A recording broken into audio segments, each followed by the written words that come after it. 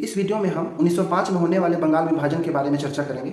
जानने की कोशिश करेंगे कि आखिर अंग्रेजों ने बंगाल का विभाजन क्यों किया तथा इसका बंगाल पे या यूं कह लें कि संपूर्ण देश पर क्या प्रभाव पड़ा तथा लोगों ने इसके उत्तर के रूप में क्या प्रतिक्रिया दी।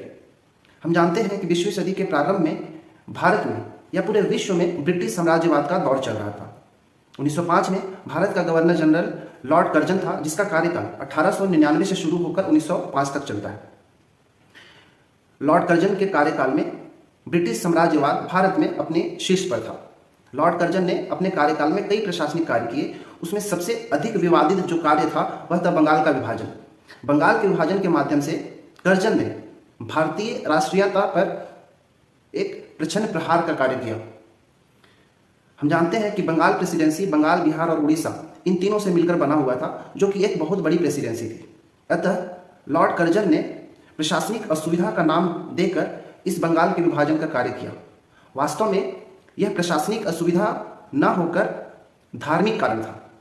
बंगाल के लोगों में जागृत हुए राष्ट्रीय चेतना, हिंदू मुस्लिम एकता तथा कांग्रेस को दुर्बल करने के उद्देश्य से और जो लोगों में स्वतंत्रता की भावना जागृत हो रही थी उन सबको कम करने के लिए, उन सबको दुर्बल करने के लिए लॉर्ड कर्जन ने बंगाल का विभाजन का निर्णय लिया था। 20 जुलाई 1905 ईस्वी को लॉर्ड कर्जन बंगाल के विभाजन की घोषणा करता है, जिसके परिणाम स्वरूप 7 अगस्त 1905 ईस्वी को बंगाल में कलकत्ता के टाउन हॉल में एक सम्मेलन का एक बैठक का आयोजन किया गया, जिसमें यह घोषणा किया गया कि हम स्वदेशी आंदोलन करेंगे तथा विदेशी वस्तुओं का बहिष्कार करेंगे। या फिर ये कह लें कि 7 अगस्त 1905 को जो टाउन हॉल में, कलकत्ता के टाउन हॉल में बैठक हुआ, उसमें स्वदेशी आंदोलन तथा विदेशी वस्तुओं के बहिष्कार के आंदोलन की घोषणा की गई। 16 अक्टूबर 1905 का दिन आता है। 16 अक्टूबर 1905 को बंगाल का विभाजन प्रभावी होता है। इस दिन को लोग शोक दिवस के रूप में मनाए। लोगों ने उपवास किया, धरना दिया, वंदे मातरम का नारा लगाया, विभाजन नहीं होना चाहिए, इन सब का नारा लगाया। परंतु इस दिन 16 अक्टूबर 1905 को बंगाल का विभाजन प्रभावी हुआ और बंगाल 2 क्षेत्रों में विभाजित हो गया। बंगाल का पश्चिमी भाग, जो कि हिंदू बहुल क्षेत्र था, उसे पश्चिम बंगाल के रूप में, तथा उसका पूर्वी भाग जो मुस्लिम बहुल क्षेत्र था, उसे पूर्वी बंगाल के रूप में अलग कर दिया, जिसे वर्तमान में बांग्लादेश के रूप में जाना जाता है। अब 1905 में कांग्रेस का बनारस अधिवेशन होता है। इस अधिवेशन की अध्यक्षता गोपाल कृष्ण गोखले ने किया। उनकी अध्यक्षता में जो 7 अगस्त 1905 को जो स्वदेशी आंदोलन और विदेशी वस्तुओं के बहिष्कार की घोषणा की गई थी, उसे इस कांग्रेस के अधिवेशन में अनुमोदन प्राप्त हो गया। कांग्रेस के इस अधिवेशन में छत्तीसगढ़ के भी कई सदस्यों ने भाग लिया। उनमें से कुछ के नाम इस प्रकार है, जैसे माधवराव सप्रे, रामदयाल तिवारी, वामन राव लाखे, CM ठक्कर, बद्री प्रसाद साव, पंडित रविशंकर शुक्ल, गजाधर साव इत्यादि छत्तीसगढ़ के सदस्यों ने भाग लिया। अब स्वदेशी आंदोलन और विदेशी वस्तुओं के बहिष्कार का अनुमोदन प्राप्त होते हैं।